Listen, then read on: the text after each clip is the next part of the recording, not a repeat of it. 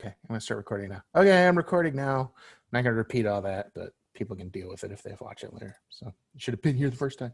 So what are some of the ethical issues dealing with interactive media? The first is a concept called net neutrality, which, God, I hope this isn't the first time in your life you're hearing about this. I really hope you've heard the term before today, because it is one of the most important issues facing your generation and this country moving forward. For those of you who aren't familiar, and maybe even if you're just not, it sounds familiar, but you're not entirely sure what it means. Net neutrality is the idea of whether or not access to the internet should be open. The concept of net neutrality is really a kind of a fight between providers, internet providers, access carriers, and users. On the one side, you have people who believe that if I'm providing access to the internet, so let's say I'm Comcast, right? I'm Comcast, and I'm your internet service provider. If I'm providing that service, then I should be allowed to dictate how you use that service, what's allowed on that service, right? So let's say Comcast decides, you know what, too many people are watching YouTube, and I don't want people watching YouTube using my service. So I can either block access to YouTube, or I can significantly reduce the amount of bandwidth that's used to go to YouTube, right? I can do what's called throttling, where if you use YouTube, if you go to YouTube using, a Comcast connection, then it goes significantly slower than if you were using anything else. That's the argument of net neutrality, is that private companies should have the right to set rules on how their products are used, what their products are used for. The argument is that, like every other service gets to do this, right? If I'm a bakery, right, I get to say whether or not I want to put "go fuck yourself" on a cake, right? Like I can say, no, I don't want to do that. That's not what our cakes are for. The counter to that is, once I buy the cake, right? Like if you buy a cake from my cake shop and you go home and then you write "go fuck yourself" on that cake, how is that any of my business? I already sold it to you, right? It's not mine anymore, right? It's a little bit different when you're talking about goods versus services. But the concept is still there of, should I, as an internet user, be allowed to access anything I want on the internet anytime I want without any interference? Or should internet service providers be allowed to regulate what people use their internet access for? Again, this is an issue you should care a lot about. You should care a whole hell of a lot about, because think about how much of your life is dependent on internet connectivity. Think about how much you do in a day that is entirely based on your ability to get online and to use resources online. And now think about, okay, somebody else gets to say whether or not I'm allowed to access that, or whether or not that access is encumbered. The more we become reliant, the more we become entrenched in interactive media, the more important the subject of net neutrality becomes. This comes up in the news every once in a while. You'll occasionally see stories come up about net neutrality in the news. It's been a couple years now since it's really made headlines, because the FCC, who is the entity that makes the determinations about net neutrality in our government, ruled a couple years ago in favor of the internet service providers and said that, oh yeah, they're allowed to do that. So here's the things that are currently, right, in the current state of things that are allowed. Your internet service provider is allowed to offer tiered services, just like cable, right, just like television, right? If you have cable television, you pay one rate for their basic package, but if you want all these other channels, you got to pay more. And if you want all these other channels, you got to pay even more than that. Well, the current state of things is that now your internet service provider could do the same thing. They can say, okay, you're allowed to access these websites unencumbered, but if you want to access all these other sites, you got to pay more, right? Or if you want to access these other sites, you got to pay even more than that. It also allows for significant changes to how internet service providers apply their throttling rules. So, you know, what a lot of ISPs are doing now is they're not just saying you can't go to this website, but they're significantly slowing the connection to that website. Oftentimes for very business-minded decisions. Oftentimes it's because of competition. You know, Hulu, right? The streaming service Hulu is owned by Fox and NBC, right? So Comcast and 20th Century Fox, which is now owned by Disney, right? They own Hulu. Okay. Well, if Comcast is an internet service provider and they have a vested interest in you using Hulu, then don't they have motivation to make it difficult for you to watch Netflix? Don't they have motivation to make it difficult for you to watch Amazon Prime? Of course they do. Of course they do. And again, on the one hand, there's the argument, well, that's business, right? That's how capitalism works. But when you pair that with the fact that Comcast has a virtual monopoly in the areas where it operates, you really run into some problems, right? If you live in the city of Freeport and you want broadband high-speed internet, you literally only have one choice. Comcast is it. Xfinity is the only broadband internet provider in Freeport. I can use a cellular connection. I could use a satellite connection, but it's not going to have the same reliability or speed as a broadband internet. So again, net neutrality becomes this really, really complicated, problematic idea for interactive media because I'm stuck with based on where I live, I'm stuck with one provider and I have to abide by their rules. It doesn't give consumers a whole lot of reasonable choice, right? We have some choice because we can use other services, but not equivalent services.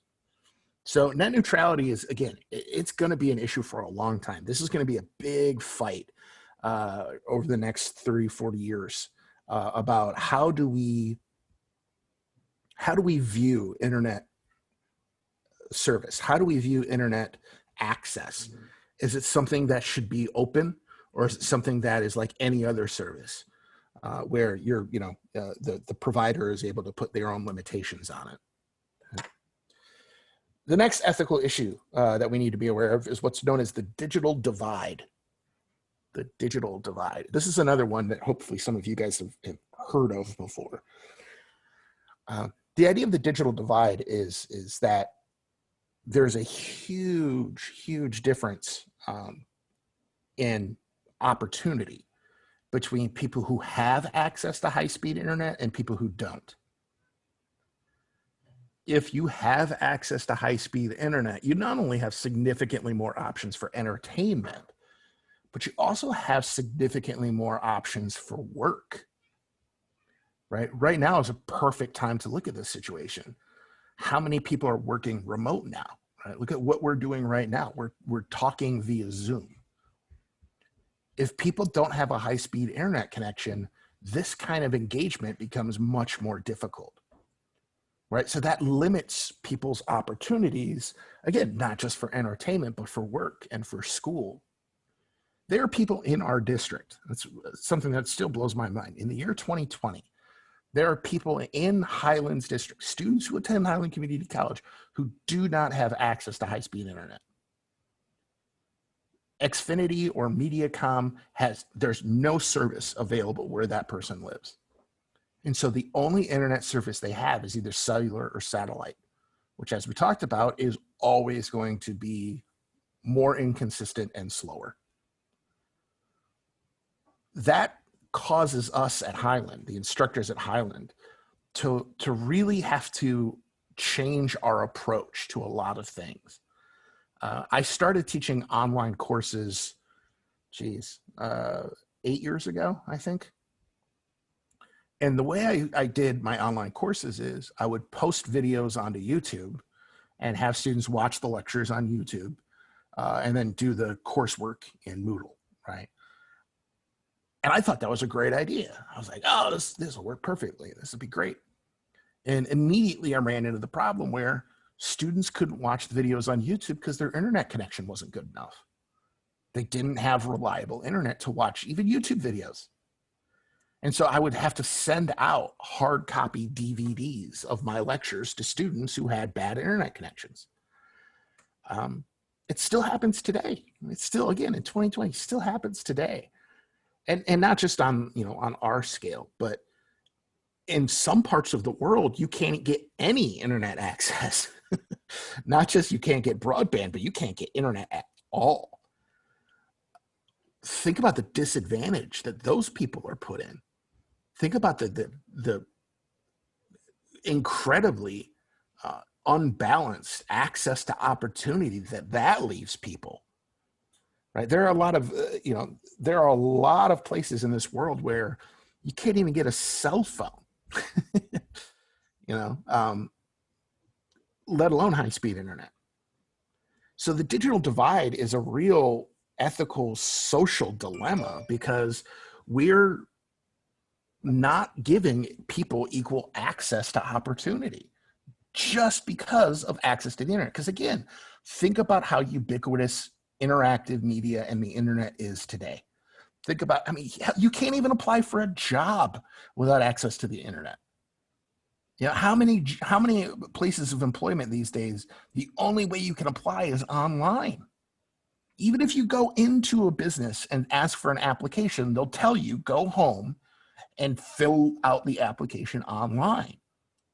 Well, if you don't have access to the internet, how are you even going to get a job? Right? So this is a huge ethical problem that's only getting bigger the longer we refuse to address it.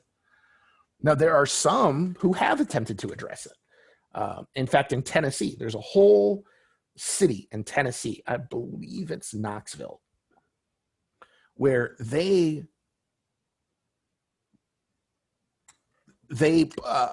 turned their high-speed internet into a public utility. And they built a Wi-Fi network that covers their entire city. Everyone in Knoxville, Tennessee has access to high-speed internet. Everyone. That means that everyone who lives in Knoxville, Tennessee has more access to opportunity than people who don't, right? If you are making, minimum wage, working 20 hours a week, you can still get high-speed internet in Knoxville, Tennessee. You can't if you're in Freeport, Illinois, right? There have been politicians who have proposed making high-speed internet mandatory, making it a public utility, just like gas, just like water, just like electricity, right? Where everyone has access to it. If you live anywhere in the United States, you have access to water, you have access to electricity, you have access to natural gas, right? In some form or another. It's a public utility. If you build a new home out in the middle of nowhere, Carroll County, then they are required to run those utilities to your property. Right? How you use them is up to you, but they're required to run those utilities to you. So some people have argued we should do the same thing for high-speed internet, right? Comcast and Charter and Mediacom, they should be running high-speed internet cables to every single home in the United States, every single home where they operate, so that everyone can get high-speed internet. I mentioned in the last class, a friend of mine just bought a house outside of Beloit, and they don't have cable. They can't get high-speed internet in their home. They're not living in South Sudan, right? They're not living in this war-torn third world country. They're living in Wisconsin, and they can't even get high-speed internet. you know. Should it be a public utility? That's a debate. That's a conversation. But it is something you should be aware of, that the conversation is happening. And it's happening because, again, there are real harms to not having access to high-speed internet. And again, the current pandemic situation should make that abundantly clear to you, right? It should be even more real to you right now when you realize how much of what we're doing is so dependent on a good internet connection. The next ethical issue, trolling. Yeah. Yes, it's fun, but it's also an ethical issue. It's a problem. It's a serious problem. There's a YouTube channel I subscribe to called We're Gonna Lose. If you get a moment, check it out. It's hilarious. All this guy does, right, is he plays video games online, right, on PlayStation or Xbox, plays online, and he deliberately tanks it, right? So he goes into team games and deliberately, like, he's got this great one where he's playing NBA 2K, right? And all he did was every time he got the ball, he would just chuck it up, right? Even if he's like 3/4 of the court away, he was just constantly shooting, right? And yelling into the mic, you know, like raindrops, you know, buckets, like trash talking the entire time, but deliberately losing the game by doing stupid shit like that. And the point of the videos, right? What's funny about the videos is watching the other people lose their damn mind. Right, the other people on his team are screaming at him, threatening him, just pissed beyond all belief because he's throwing the game, right? He's deliberately losing the game, but like making it funny. That is to me, relatively harmless level of trolling. You know, you're not really harming anybody. You're harming their scores in Xbox Live. You're harming their records in a video game, but there's no real damage being done to people in those situations. There are, however, very serious trolling issues that occur. You know, there's a subset of trolling is the idea of doxing, right? The idea that you can publicly out someone. You know, here's all of their information. I'm going to follow this person around digitally, right? I'm going to stalk this person online, constantly aggravating them, constantly poking at them. But then I'm also going to put their personal information out on the internet so that people can find them. And that's just fucked up. That's extremely fucked up and dangerous. We've seen time and time again, people take things from online into the real world. Whoa. Who did that? Who did that?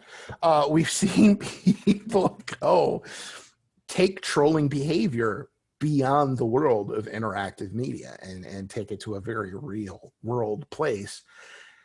And again, I can't believe I have to say this out loud, but that's bad. That's wrong. That shouldn't happen. So trolling is a serious ethical issue because on the one hand, you know, I'll admit it. I troll my friends to be funny, you know, like I'll, you know, say stupid shit on their social media because it's funny, you know. But that can go that can go too far, right? That can really go too far. A lot of people just don't understand their boundaries, especially when it comes to online, especially when it comes to interactive media, because we tend to disassociate the online personality from a human being. Because that interaction is mediated, we don't see it as being mean to Johnny. We see it as being mean to this character, right? Things you would never say in person, you'll say online, right? You'll say in a trolling situation. We disassociate the user from the program. And this is a danger of mediated communication in general, is this disassociation that we have with the humanity of who we're dealing with.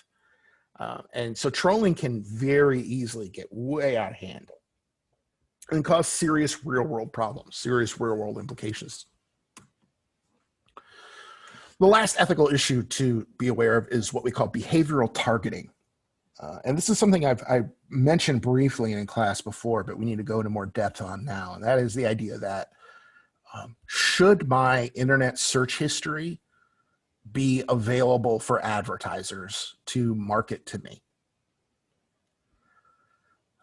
I've mentioned before, there's this kind of paranoia of people like, oh, Alexa's always listening to you. And you think about something and 2 minutes later, there's an ad for it on your Facebook feed. And that's behavioral targeting, right? That's what we're talking about here. And again, as referenced before, go into more detail here, is that bad? Is that ethical behavior on the part of advertising companies to target you based upon your internet presence? Yeah, Adam just said in the chat, he's getting a bunch of Adobe Flash ads after looking up one question. Yeah, exactly. Right. My favorite example of behavioral targeting was a man in Minnesota was noticing that there are a bunch of ads from Target coming to his house in the mail, right? A bunch of mailers from Target for coupons and for specials and all this kind of stuff. But they were all for baby products, right? Like diapers and formula and baby wipes. But they weren't addressed to him. They were addressed to his daughter. And he kept getting these ads. He kept getting all of these mailers from Target. And he got so sick of it, he called Target, right? And he raised holy hell with them about how inappropriate it was for them to be sending his 14-year-old daughter coupons and sales flyers for baby products, right? And he was so furious with Target for sending his 14-year-old daughter ads for diapers. And then found out she was actually pregnant. Target knew his daughter was pregnant before he did, right? Based entirely on her internet history, based entirely on her search history, the website she was using. Target figured out, okay, the people who ask these questions and the people who go to these sites probably have, a baby on the way. So they started sending her product marketing to get her to be a loyal customer to them. Target knew about it before the dad did. That's I mean, it feels icky, but whose fault is that? Whose fault is it that Target was able to see things before the father did? Again, as I mentioned in class before, we can take advantage of that behavioral targeting as well. If I'm searching for, which I often do, if I'm searching for a solution to a problem and I'm just not figuring it out, right? There's a product I need, but I can't quite find the right thing. So I'm searching for all these different answers. I'm searching for solutions. And then an ad pops up on my Twitter feed.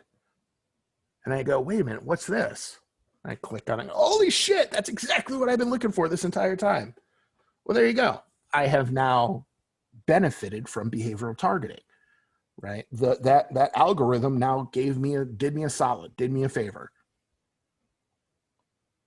And that happens, right? It's happened to me on more than one occasion where I'm like, oh shit, that's perfect. And again, they're only using information I'm freely giving, right? It's not like I, whispered something in confidence to my wife and then they used that information. They didn't like sit my wife in a chair and put a bright light in her face and interrogate her to tell them what I said.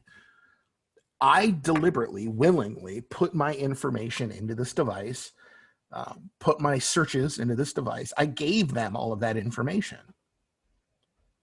Not only that, but I told them they had permission to do all of this. When I signed up for Facebook, when I signed up for Twitter, when I signed up for Instagram, when I signed up for TikTok, you have to accept their terms of service.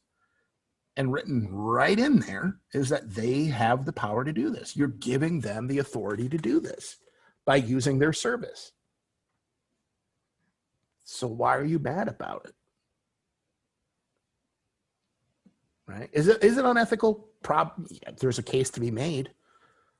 There's definitely a case to be made. I get why it feels icky. I get why it feels wrong, because there's no analog to this in the non-digital world. There's no comparison to this in the non-digital world. It was only because of interactive media that we're able to do this, right? The closest thing you could get to it in the non-digital world is if I'm a regular customer at a hardware store, for example, they get to know me, they get to know my face, they get to, they see the types of purchases I make frequently, and they know, oh, okay, Jim's coming in, he's probably needing, maybe he needs this tool today, or maybe we can get this drill bit, or because based upon my experiences with them, they probably have an idea, right? They get it. There's that customer service familiarity. But even that is not nearly the depth or the efficiency or the specificity of what we're able to do with digital media, what we're able to do with interactive media, what behavioral targeting is able to really pinpoint us on. So because these are all ethical issues, these are things that we as a society need to be arguing, need to be debating. You as an individual need to figure out your thoughts on it, right? Your position on it. And that's why we go over that critical thinking stuff at the beginning of the semester. Is I want you guys to be able to do something like that with these questions and say, all right, what is the question at issue here? What are the assumptions I'm making? What kind of data am I missing? What are the implications of my opinion? Go through those 8 elements, those 8 structures of thought when you're asking yourself these questions and say, like, okay, where do I stand on net neutrality, right? And why? Because you need to have an informed opinion on this, because it will be a major societal issue in our future, right? It's shown sparks of it, but it's going to be really big, especially, again, considering how more and more dependent we're getting on interactive media and on the internet. So start formulating your own opinions, your own ideas about net neutrality, about the digital divide, about trolling, about behavioral targeting, because it's going to directly affect your life. It already has, but it's going to even more so directly affect your day-to-day life. These are the issues that are going to change how you deal with your day-to-day world. So why not have an opinion on it, right? Why not know the subject matter? Why not know the issues that are there so that you can be an issue leader, right? You can be somebody who can help guide where these conversations go and where our society ends up with these issues. I know that was a little bit like rah-rah and everything. I'm not that guy.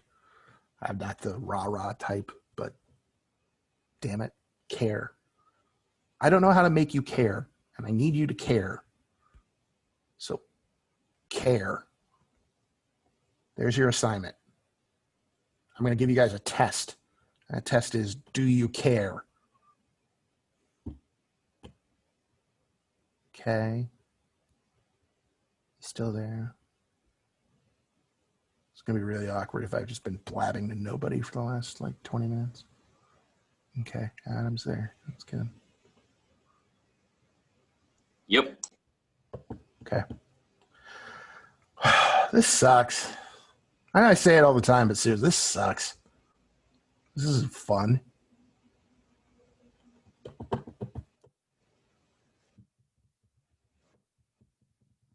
Okay. All right. Well, I'm not having fun, so I'm not going to do this anymore. That's my rule. If I'm not having fun, I don't do it. So I'm going to go do some drugs. It's 10:30. It's fine. It's fine. I got plenty. It's nothing, no judgment. Got lots of drugs. It's Friday. YOLO. Maybe that's what I'll do. Maybe I'll go play some video games and troll people. That's what I should do. That'll be fun. I really want to troll Trent. I want to invite Trent to play a video game just so I can constantly tube it, just so I can make him mad because he doesn't bring me coffee. I think that's fair. Drugs and trolling. Yes, Lindsay, drugs and trolling. I see nothing wrong with that. I'm an adult. I don't judge your life. Let me have this. Let me have my fun. So, all right, guys. Well, I will do me. Thank you very much, Adam. All right, guys. Well, have a good weekend. We'll try to meet up face to face on Monday. If we do meet up face to face Monday, could you guys be there? There's a whole lot of people not being there when we meet face to face, and it's sad. It's just sad. I don't want to be sad. The world's a scary enough place without people, standing up my class. So it would be great if you could be both mentally and physically there, Adam, but at the bare minimum, physical would be nice. Just so that there's bodies in the seats, so that when my boss walks by, he's not like, why doesn't anybody come to your class? Like, at least you're physically present, So, all right, guys, have a good weekend. Try not to catch the Rona, and hopefully I'll see you all on Monday. Cool. Okay.